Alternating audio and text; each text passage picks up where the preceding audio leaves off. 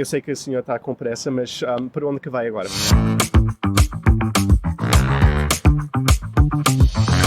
Vou passear, vou ler um livro e vou ali ao jardim e está há muito bom tempo. Muito bem. Para onde é que a senhora vai agora? Vou para a Universidade Nova. Para onde que vai agora? Vou para casa, depois fico em teletrabalho. Muito bem. E o que é que faz? Multimídia, sou também videógrafo e consultor de multimédia. Para onde é que vocês vão agora? Agora vamos almoçar.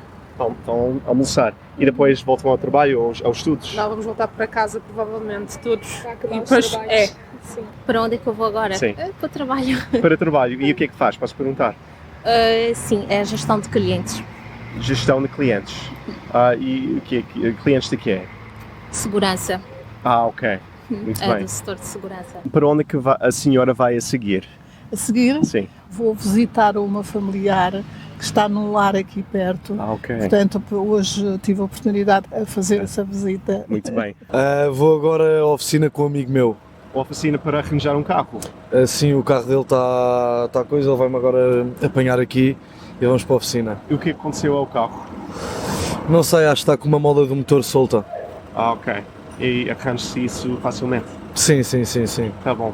Não é complicado. Para onde é que vai agora? Vou trabalhar. Vai trabalhar. Vou fazer uma visita, sim. Muito às bem. 4h30. Sim, senhor. Vou deixar-vos fugir.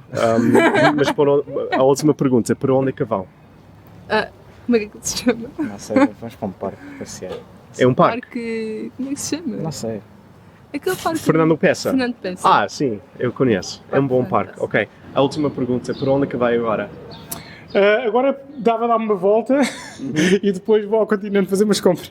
E a última pergunta, para onde é que vai agora? Já era a última pergunta, ok? Sim, desculpa. E a última pergunta, acha que a pandemia mudou Lisboa? Então era a penúltima, agora é a última. ok. Para onde é que vai? Vou para a terapia. Tipo psicólogo. Quer que edite esta parte?